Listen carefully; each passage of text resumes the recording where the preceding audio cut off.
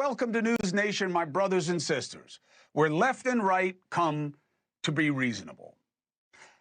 Let us reflect on the reason for the season. We have an unusual overlap this year. Did you know that? Passover and Easter, same period. Passover begins at sundown tomorrow night, lasts until nightfall on April 20th, which is also Easter Sunday. One tells the story of the Exodus, Jews marking doors with lamb's blood, signaling the spirit of death to pass over them. Easter conveys the passion of the Christ, his death and resurrection, manifesting the belief in rebirth and the faith in renewal. Now, no matter your faith or the lack thereof, those messages, they sure resonate right now, don't they? Depending on your politics, your perspective on the president, and your perspective on the markets, it sure does feel to many, many of you as though there is a dark shadow upon us, and there is a growing, almost desperate yearning for renewal. But that's where I end the matching metaphor, because praying for divine intervention is not what it should take to have steady leadership in America. Personally, I want President Trump's efforts to succeed. I want better deals for America, especially those that improve prospects for the middle class. It is way past time they were the focus of our government's intentions. But why do we assume that what this administration is doing has anything to do with that? Because they say so? They say a lot of things that don't make sense or are soon contradicted. It's about bringing back jobs. No. We're going to forget about those tariffs. It's really about refinancing the debt. Yeah, that's what it is. We're going to tank the markets so it's cheaper to refinance. Oh, no. It's about financing tax breaks for the rich. Oh, it's about all of that. Actually, it's about none of that. It's a leverage play. The more the story changes, the less believable it becomes, okay? The administration boasts transparency, okay? Then they allow this guy to be their front man when they know he made up the expert that supposedly endorses his economic theories. Ron Vara. You know what that is? An anagram for his own name, Navarro. He made up the basis of belief in the economic policies that they are now having him front. Preposterous. Once again, any other administration, it would be a death sentence. Now, I get why the president doesn't care about that. He did the same thing when he created a fake PR guy, John Barron or whatever his name was, pitching stories about himself. No wonder, though, when you look at who is putting it forth, no wonder the strategy made so little sense to economists and investors. It's based on nonsense. Consumer confidence recorded its second lowest reading since 1952. Trumpers say, oh, no, forget about that. How about that one day of stock gains? Oh, it was one of the biggest green days since blah, blah, blah.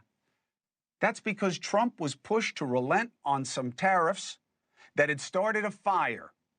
He started it. He put a little water on it. You want to celebrate as a historic win after he tanked the market? And it turns out there was no real win, but in fact, a growing loss. So you got to say, no matter what these tariffs eventually make happen that's good, what did they cost us? The bond market is the truth about the markets, okay? Major institutional investors from around the world are clearly losing confidence in the American economy. When the yield goes up on the bonds, that basically means we have to pay people more to get them to invest with us. It makes lending expensive. It makes capital scarce. The administration counters by saying fake news. Look at the hundreds of billions that pharmaceutical companies and other manufacturers are pledging to come back. But how many actually will? And how many are going to run away? Churchill warned that the only thing worse than fighting against your allies is being forced to fight without them. That is the position that the president is threatening to put us in.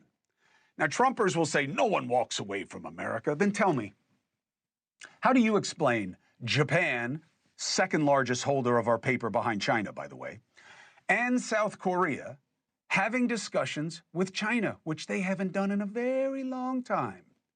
The counter to that? Hey, the president got 75 countries to come to the table with those tariffs. Did he? You mean the 75 countries the president allegedly talked to while in a golf tournament? You buy that? Oh, and by the way, why aren't those countries saying that? It would certainly calm the markets. Why aren't they doing that? And if this is going to work, why is China getting more resistant, not less? And the idea that they need us and we are crippling them, the markets don't reflect that. If everyone's on board, why is the value of the dollar steadily dropping? It's having its worst year since the 2008 Great Recession. Why are other currencies going straight up? Because people are leaving the dollar and finding safety in other currencies. That is the cost of the tariff stunt. The larger question is, even if the tariffs yield new deals, again, what did this force that wouldn't have happened otherwise that is negative? The bond markets, again, structural part of the economy, and they speak to a problem that seems to be getting worse. And now we have questions that many don't want to ask. Why does it seem that some got so rich on this volatility? For instance, how did Newsmax, a struggling Trumper mouthpiece media company, go from a $14 stock to $260 and then crash back down? You don't think people got paid on that deal? What if even part of all these maneuvers, this schizo strategy, is because this isn't really all about deals for us, or not all of us, or even the middle class, but about helping just a select few? Democrats are now threatening to investigate Trump and his team of market manipulation and insider trading. Take a listen.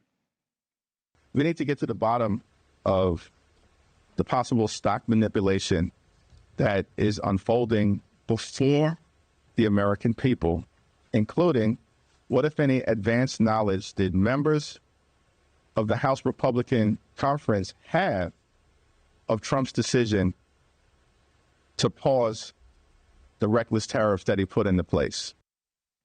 Now, first, Hakeem Jeffries. Don't like that he won't come on the show. Do like what he signals for leadership in the Democratic Party. I think he's got a good future. He should have just said, and that's why I am putting a bill on the floor to allow no member of Congress to trade stocks, because these people are killing it in the market, often with companies that are in bills before them. Are you kidding? How do you expect people to take your scrutiny of Trump seriously when Nancy Pelosi and these others are making a fortune? Both sides, my brother. Now, look, what do I make of this? I'm skeptical of political prosecutions, especially when the Democrats have no committee power. They can't make this happen. And especially when those who do have the power are not going to do anything that's going to piss him off. And especially when the Supreme Court just ruled they think a president has immunity from prosecution for just about anything. So what would be the point of that? And yet, are they really wrong to be asking the questions? The tariff plan seems so random, so much, so fast, with formulas that made no sense in places that made no sense. And yet, look at the facts. On the morning that he paused the tariff, Trump posted, "This is a great time to buy DJT." 2 minutes later, massive spike in traders betting the market will go up over the course of a week. Unusual, because despite Trump's tweet, the markets were still tanking that entire week. But what about insider trading? There were extremely suspicious trades just minutes before Trump announced he was pausing the tariffs. Moments before he announced. You see that circle? You see that circle? 1 p.m., traders start betting big that the market's going to go up by the end of the day. How? How? Geniuses? An extremely risky bet. 1:15, Trump posts he's pausing the tariffs, causing the stocks to skyrocket. Whoever made those bets earned 2,000% in an hour. And look, well, but you don't know that there's any connection. Yeah, I know. But then why did Trump, in the Oval Office, brag that his billionaire friend, Charles Schwab, made a killing on the market the day he paused the tariffs. Charles Schwab, it's not just a company, it's actually an individual. And he made $2.5 billion today, and he made $900 million. That's not bad, because, you know, he's a... So there are companies all over this country, okay, that are dying because they can't get their goods out of China, just like Trump makes all his crap in China, by the way. They are dying. The tariffs that were put in place are crushing these companies, okay? All over this country, small businesses, the engine of this economy, are getting crushed. But Schwab, look, I'm as exhausted as you by political investigations. And I've reported again, members of Congress should not be able to invest in stock, period. But this smells bad. Hey, thanks for watching. Go to joinnn.com to find NewsNation on your screen. And don't forget, click the red subscribe button below to get more of NewsNation's fact-driven, unbiased coverage.